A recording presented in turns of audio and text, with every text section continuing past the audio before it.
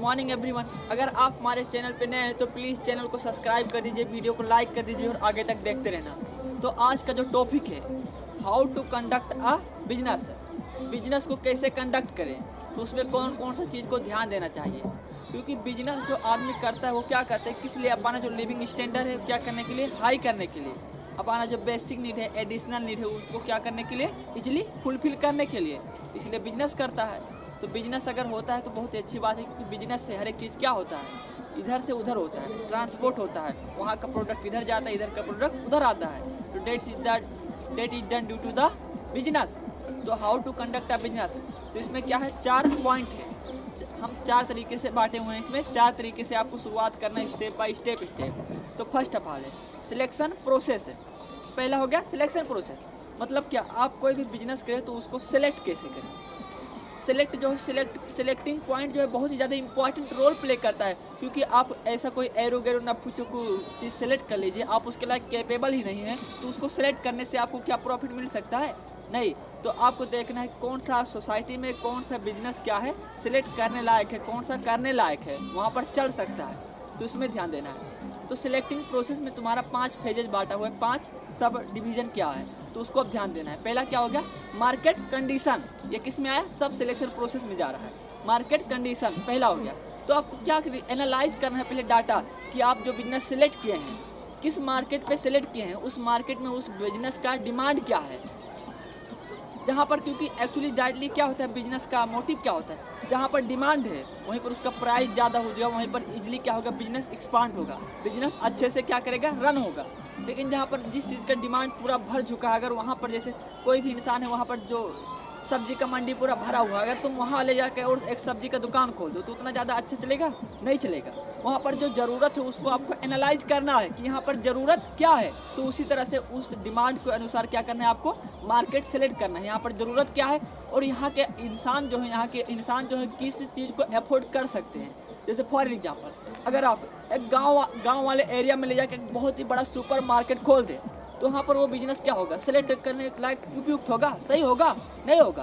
क्योंकि वहाँ पर गांव में कौन से लोग रहते हैं, गांव में रहेंगे गरीब इंसान के रहेंगे, जो अपना बेसिक नीड पूरा कर रहे हैं, किसान रहेंगे, मजदूर रहेंगे, ड्राइवर रहेगा, यही सब रहेंगे। 2-4 धनी लोग रहेंगे, लेकिन उसका बात अलग है।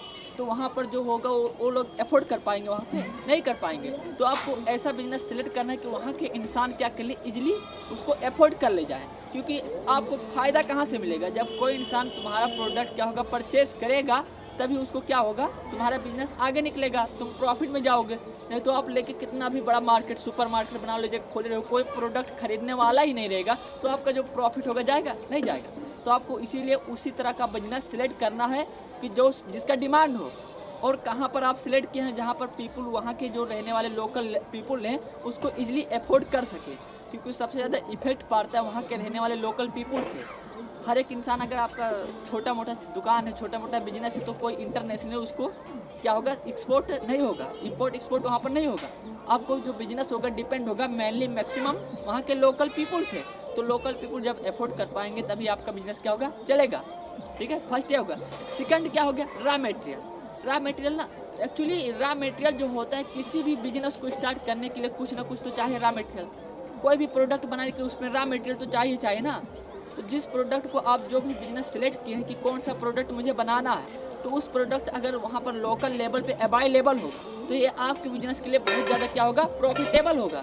क्योंकि अगर इजीली वो जो प्रोडक्ट आपको बिजनेस के लिए चाहिए, रॉ मटेरियल जो चाहिए, अगर वो इजीली अवेलेबल आपके लोकल एरिया में मिल गया, तो आपको उतना ज़्यादा झंझट नहीं होगा। एक्सपांस इंपोर्ट कराना पड़ेगा, बिजनेस से transportation, skill, man power, human resource, ज़्यादा पैसा, टैक्स, इस सब में क्या होगा, आपको ज़्यादा पैसा खर्च करने की ज़रूरत नहीं होगा। इजीली आपको क्या होगा, कम पैसे में, कम ह्यूमन रिसोर्स में, कम टाइम में आप इजीली अचीव कर सकते हैं। तो जब इजीली अचीव कर लेंगे, तो इजीली अचीव कर लेंगे तो आपको उतना ज़्यादा टेंशन होगा, नहीं होगा ना। इजीली मिल जाएगी, इजीली रहेगा, तो आपका जो प्राइस रेट होगा, प्राइस रेट क्या, आप अच्छे प्राइस रेट रख सकते हैं, उसमें इंसान क्या कर सकते हैं, अफोर्ड कर सकते हैं। ये क्या हो गया, आपका रॉ मटेरियल।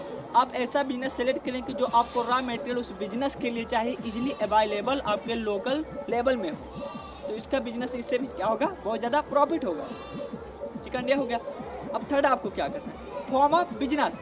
मतलब form of business form of business जो होता है दो तरह के होते हैं। एक क्या होता है सिंगल, आप एक प्राइवेट कोई भी बिजनेस शुरू कर सकते हैं, और दूसरा हो गया अगर आपके पास पैसा है, बहुत ज़्यादा इकोनॉमिकली स्ट्रेंथ है, उस बिजनेस के लायक आप कैपेबल हैं, तो आप सिंगल बिजनेस शुरू कर सकते हैं। अगर नहीं है तो लोगों से क्या करना है, पार्टनरशिप में आपको करना है, कंडक्ट करना है। क्योंकि अगर आपके पास बहुत आइडिया है, अच्छी आइडिया है, जो वहाँ पर बिजनेस क्या होगा कंडक्ट करके अच्छी प्रॉफिट अर्न कर लेगा, लेकिन आपके पास इकोनॉमिकली उतना ज़्यादा कैपिटल नहीं है, ह्यूमन रिसोर्स नहीं, और ज़्यादा फाइनेंशियली स्टेट नहीं है, तो आप क्या कर सकते हैं, लोगों से हेल्प मांग सकते हैं, पार्टनरशिप में आप बिजनेस शुरू कर सकते हैं। इसमें क्या होगा, अच्छा होगा, क्योंकि आपके पास आइडिया, अपने आइडिया पे आपको भरोसा है, तो आपको पार्टनरशिप में जाने में क्या बुराई, कर सकते हैं ना इजीली, क्योंकि प्रॉफिट जो होगा आप मिलके आप डिवाइड कर लेंगे इक्वल डिवाइडेंड की तरह। एंड थर्ड क्या, first second third and fourth point क्या हो गया, फोर्थ पॉइंट जैसे कि आप लाइन से देखते जाए क्या हो, ये सब किस में आ रहा है, सिलेक्शन प्रोसेस में आ रहा है। पहले मार्केट कंडीशन देखना है, सेकंड में आपको रॉ मटेरियल देखना है, एंड चौथे में फॉर्म्स ऑफ बिजनेस देखना है, एंड तीसरे में और चौथे में क्या देखना है आपको, ह्यूमन रिसोर्स देखना है। ह्यूमन रिसोर्स मतलब क्या हो गया, ह्यूमन रिसोर्स जो होते हैं इंसान, स्किलफुल इंसान, ट्रेंड इंसान, कोई भी इंसान हो गया ह्यूमन रिसोर्स में आ गया। तो ह्यूमन रिसोर्स जब नहीं रहेंगे, क्योंकि कोई भी बिजनेस कंडक्ट करता है प्लानिंग के साथ, अगर उसमें अच्छा प्लानिंग ना किया जाए, उसमें अच्छा हर एक प्लानिंग मैनेज हर एक चीज़ कोऑर्डिनेट नहीं किया जाए, तो बिजनेस क्या होगा, एक प्रॉफिटेबल वे में जा सकता है, नहीं जा सकता है। आप कोई भी चीज़, कितना भी बड़ा कंपनी हो, उसको इसे लहावा ताल में लपचे में लेके जाएंगे तो क्या होगा, उसका जो बेस होगा मजबूत होगा नहीं, कभी भी ढल सकता है। तो उसको एक अच्छे से प्लानिंग की तरह से उसको एकदम फ्यूचर की तरफ से ले जाने के लिए कौन हेल्प करता है, आपका जो होता है ह्यूमन रिसोर्स होते हैं। क्योंकि बिजनेस कोई भी आपके पास पैसा भी अधिक हो गया, हर एक चीज़ आपके पास अवेलेबल है, लेकिन आपको उसको चलाने के लिए कोई ह्यूमन रिसोर्स नहीं है कि अच्छे से उसका जो यूटिलाइजेशन है, कहाँ पर कौन सा यूटिलाइजेशन करना है, तो उस चीज़ को अगर नहीं कर पाया तो क्या बिजनेस वहाँ पर आगे चल पाएगा, नहीं चल पाएगा। तो इसको क्या कहते हैं कि वहाँ पर जो क्या है, ह्यूमन रिसोर्स का बहुत ज़्यादा ज़रूरत है। तो उसी तरह क्या होगा, ह्यूमन रिसोर्स बहुत ज़्यादा इंपॉर्टेंट रोल प्ले करता है। एंड पाँचों क्या हो गया, पाँचों पॉइंट हो गया अदर फैसिलिटी। इसमें कौन कौन सा फैसिलिटी आ गया, जैसे आपका इलेक्ट्रिसिटी होना बहुत ज़रूरी है। सब क्या है, बेसिक, वहाँ का जो बेसिक नीड्स है, कोई भी बिजनेस के लिए बेसिक नीड्स है, क्योंकि ज़्यादातर मशीन जो होता है क्या होता है, ऑपरेट किससे होता है, इलेक्ट्रिसिटी से होता है। लैंड होगा, वहाँ पर लैंड चाहिए, स्पेस चाहिए, कैपिटल आप अच्छे से उसे अफोर्ड कर सकें, कैपिटल चाहिए, और आपका जो बिजनेस है उसको रजिस्ट्रेशन गवर्नमेंट की तरफ से अनुमति मिलना चाहिए कि नहीं, आप बिजनेस शुरू करते हैं, कुछ दिन बाद आए गवर्नमेंट के कंट्रैक्टर बोले इस बिल्डिंग को हटाओ, इलीगल है, उसका जो टैक्स है 10 साल से टैक्स नहीं पे हुआ है, तो ऐसा बिजनेस आपको नहीं करना है। उस पर अच्छे से क्या होना, रूल रेगुलेशन के साथ पूरा फॉर्मेलिटीज डाटा पूरा करने वाला बिजनेस करना है। तो ये क्या हो गया, 5 पॉइंट हो गया। किस में आया, सिलेक्शन प्रोसेस में आया। क्या क्या था, एक बार फिर से पहले आ गया आपका जो सिलेक्शन प्रोसेस है, उसमें आपका आ गया सबसे पहली बात आ गया आपका मार्केट कंडीशन आ गया, सेकंड बात आ गया आपका रॉ मटेरियल आ गया, थर्ड फॉर्म्स ऑफ बिजनेस आ गया, फोर्थ आपका ह्यूमन रिसोर्स आ गया, फिफ्थ जो है अदर फैसिलिटीज़ में सब कुछ आ गया। अब दूसरा पॉइंट आ गया, दूसरा पॉइंट आपका जो है प्रोटेक्शन ऑफ इन्वायरमेंट, क्योंकि आप जो बिजनेस कर रहे हैं, इन्वायरमेंट मतलब क्या हो गया, रिफर्स टू आवर एटमॉस्फेयर, जो हमारे वातावरण में हमारे आसपास है, living being, non living being, उसी को क्या कहते हैं, इन्वायरमेंट कहते हैं। तो इन्वायरमेंट में जो हर एक चीज़ होता है ना, वो बहुत ज़्यादा रोल प्ले करता है, उसका हर एक का रोल होता है इन्वायरमेंट प्रोटेक्शन में। हवा हो गया हमारे लिए सांस देता है, वाटर हो गया खाते पीते, तो ये सब के क्या होता है, बहुत ज़्यादा इंपॉर्टेंट रोल प्ले करते हैं हमारे लाइफ के सर्वाइविंग कैपेसिटी में, सर्वाइव करने में। तो अगर ज़्यादा हम लोग क्या हो, ज़्यादा इफेक्ट हो गया, आप कोई भी कितना भी पैसा कमा लो, अगर आपका जो इन्वायरमेंट है अगर नहीं सही है, दूषित है, तो वहाँ पर आप जो होंगे क्या होंगे, आप बहुत ज़्यादा अफेक्टेड हो जाएंगे, इल हो जाएंगे। आप पैसा किस लिए कमाना चाहते हैं, कि आप अच्छे से अपना लाइफ अच्छे से जी सकें, एंजॉय कर सकें, आपके पास कोई चीज़ की कमी ना हो। लेकिन जो मेन चीज़ है आपका हेल्थ है, अगर इन्वायरमेंट बिगड़ा आपका हेल्थ डायरेक्टली इन्फ्लुएंस होगा, तो डायरेक्टली इन्फ्लुएंस होगा तो आप कितना भी अच्छा हो जाओ, जब हेल्थ ही नहीं अच्छी रहेगी तो उस लाइक आप इंजॉय कर पाएंगे, नहीं कर पाएंगे, कुछ भी नहीं कर पाएंगे। और तीसरा पॉइंट क्या हो गया, ये दूसरा था, तीसरा हो गया evolution of the environment effect.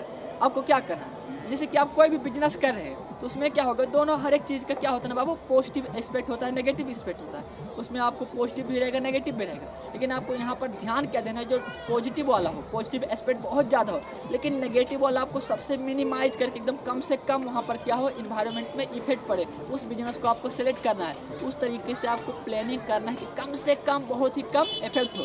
क्योंकि बिजनेस करोगे तो वहाँ पर कोई ना कोई चीज़ का क्या होगा, पोल्यूशन तो होगा ही होगा, लेकिन आपको ध्यान क्या देना है, सबसे कम पोल्यूशन आपको करना है इस तरह से। और आपका लास्ट पॉइंट क्या हो गया, सस्टेनेबल डेवलपमेंट। सस्टेनेबल डेवलपमेंट उसे कहते हैं जो कोई भी चीज़ हो गया उसे फ्यूचर तक क्या कर सके, डन कर सके। क्योंकि नहीं, आज जैसे बनाए एक बिजनेस किए तो उसका जो कोई स्कोप ही नहीं फ्यूचर, एक साल बाद 2-4 साल बाद जब बिजनेस क्या हो गया, ब्रॉड होने लगा, एक्सपांड होने लगा, तो उसको आप ख़त्म करने की बारी आ गई। ख़त्म करो, ये बिजनेस नहीं चल पाएगा। तो आपको नहीं करना है, कोई बिजनेस करना है उसको बेस बना के पूरा फ्यूचर विजन क्लियर करके आपको वो बिजनेस करना है। क्योंकि जब बिजनेस क्या होगा फ्यूचर तक रहेगा तो क्या होगा, कोई बिजनेस आपको मार्केट में इंट्रोड्यूस लंच करते ही क्या होता है, उसको इतना ज़्यादा लोग जानते नहीं, सबके लिए अननोन होता है। तो पहले आपको उसका भरोसा जीतना होता है, कस्टमर को आपको अट्रैक्ट करना होता है, कस्टमर को चिनना होता है, तो बहुत ज़्यादा टाइम ले लेता है। लेकिन जब सस्टेनेबल डेवलपमेंट नहीं होगा, कोई चीज़ की कमी होगा, तो कुछ साल जब जान जाओगे उस पूरे वहाँ के एरिया के बारे में, कस्टमर के बारे में, नीड के बारे में, मोमेंट के बारे में, तो उस टाइम जब बिजनेस को बंद करने की पाली आ जाएगी तो कैसे लगेगा, आपका पूरा मेहनत डन हो जाएगा। शुरू का क्या होगा, रिहर्सल होगा, जब खेलने की पाली आएगी तो आप डूब जाओगे। तो इसी तरह आपको सब कुछ एनालाइज करके करना है। इस तरह आप कोई भी बिजनेस इजीली क्या कर सकते हैं, कंडक्ट कर सकते हैं। अगर आपको मेरी वीडियो अच्छी लगी तो प्लीज़ वीडियो को लाइक कर दीजिए, चैनल को सब्सक्राइब कर दीजिए। Thank you for watching.